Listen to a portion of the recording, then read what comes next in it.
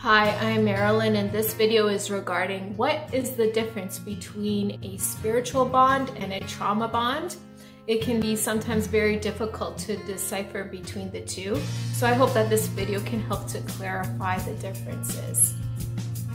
Of course, spiritual bonds and trauma bonds do not necessarily need to be romantic. One can experience trauma bonds and spiritual bonds in business partnerships, in family relationships and friendships as well. So it does not pertain to only romantic relationships. But for the sake of this video, I'm going to focus on romantic relationships. Now, what is a trauma bond? A trauma bond is a bond between people where the bond can be either abusive or it can resemble the trauma that one or both partners have experienced in their past. Therefore, the two people or the people involved can become attracted to each other because the partnership seems familiar, because it resembles the trauma from their past, and because finally you've met someone that you can relate to. When we've experienced trauma, it can be really comforting to know that another person in our lives has also experienced that and understands what we're going through. So this is why sometimes the bond can form. However, this bond is toxic because it involves toxic behavior, and why one or both people want to stay in the relationship is because there is also positive reinforcement going on as well. So there are positive aspects of the relationship that can sometimes make the relationship very difficult to break. When people have unresolved issues from the past, this can cause an addictive-like quality in their relationship that makes it hard to leave.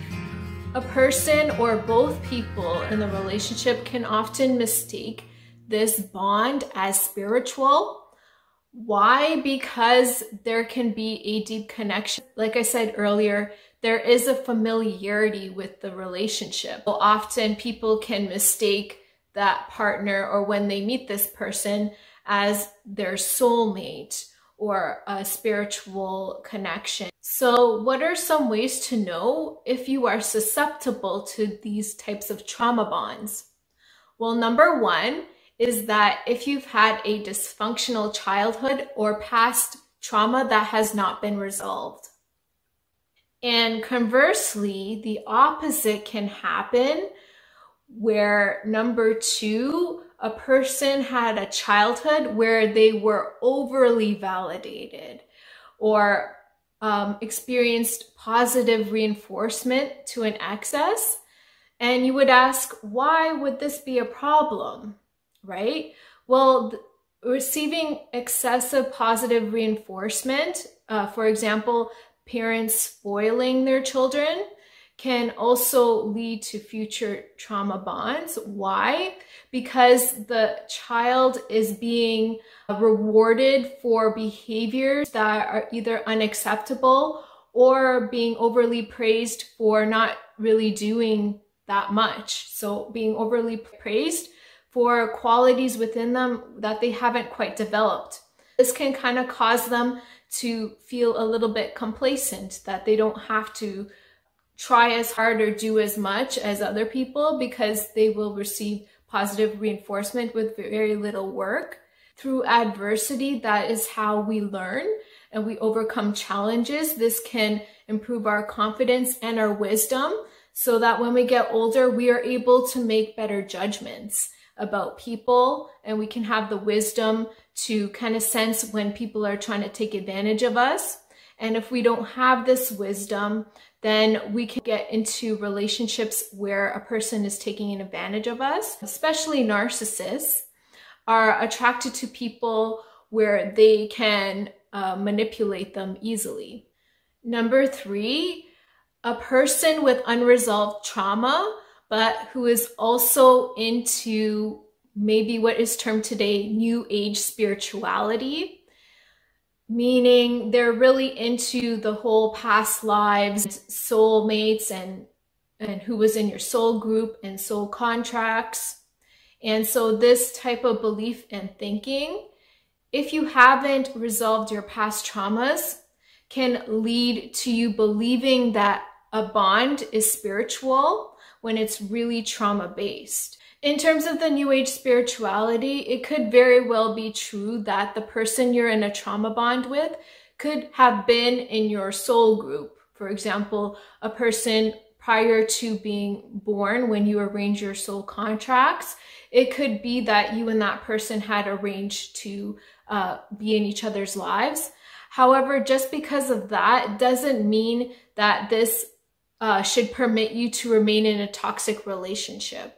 It could just mean that you and that person were just meant to be in each other's lives for a very short period of time and then move on. When you have a strong spiritual connection with someone and you're really into New Age spirituality and spirituality in general, just always be aware that it may be a trauma bond. And this will lead to my next section of how to identify if your relationship is trauma bond or spiritual bond. And ways to know if it's a trauma bond is, number one, look at the results. Look at the results of the relationship. Oftentimes when we are into spirituality, sometimes we don't use logic enough or rational thinking, and looking at the physical evidence and the results of what is happening. So look at the results of the relationship. Are the results what you want? Are you and that person in a place of where you want to be? If, for example, you want commitment, and is that person on the same page with you on that? If you guys are on different pages, or you guys see the relationship differently, then it may not always be a trauma bond, but it is definitely a sign of incompatibility. One needs to make sure that they are seeing the results and the physical evidence as it is. To all the people that are really into spirituality, we have a right hemisphere of our brain and the left hemisphere. The right hemisphere is more emotional and more connected with the spiritual side, and our left hemisphere is more logical and analytical. So we wouldn't have the left hemisphere if we weren't supposed to use it, right? So it is important that we always bring logic into our lives as well, and not just believing everything that you see or hear, that we also need to use our discernment and our judgment. This leads to number two.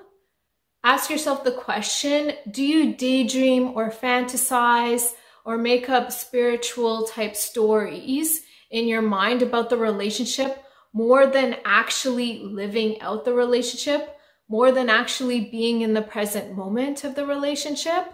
If the answer is yes, then you could be in a trauma bond. So why would you fantasize about the relationship?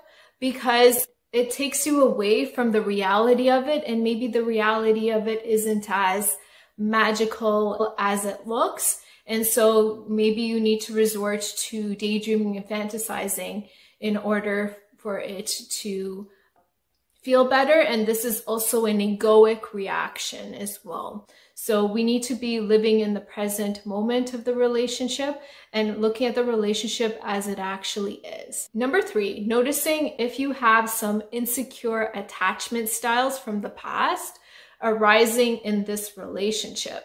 So the insecure attachment styles, the main two categories are anxious attachment style and also the avoidant attachment style. Also, there are variants on the anxious and the avoidant attachment styles, but for the purpose of this video, I'm just going to categorize just the two. And the anxious attachment style is when there is clingy behavior going on. So if you're feeling like very clingy and there's a sense of neediness, like you need to have that person present, or you require too much validation from the other person to feel adequate in the relationship, this is a sign of anxious attachment style. Versus avoidant attachment style is the opposite, where you're emotionally distant. And the emotional distance is there as a form of protection. Also, you could be exhibiting avoidant attachment when you feel that you're not fully invested in that relationship, whether it's physically or emotionally. Definitely see within yourself if this kind of behavior is arising within you, because if it is, it could be that you are experiencing a trauma bond. A true spiritual bond will not have this.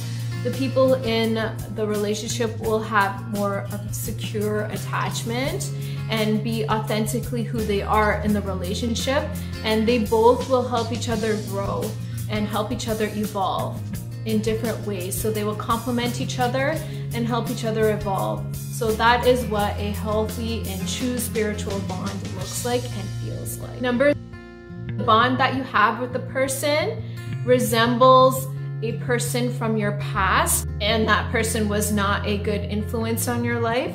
Does your partner resemble that? This is an indication that you are experiencing a trauma bond. In a spiritual bond, if the person reminds you of someone from your past, it will be someone that was highly influential in your life, who inspired you. So these are some of the qualities in a true spiritual bond. If you have any questions about the differences between a spiritual or trauma bond, or you'd like to add some further feedback based on the things that I've said, please let me know in the comments below, and it may also be helpful for those who read it. Thanks for watching.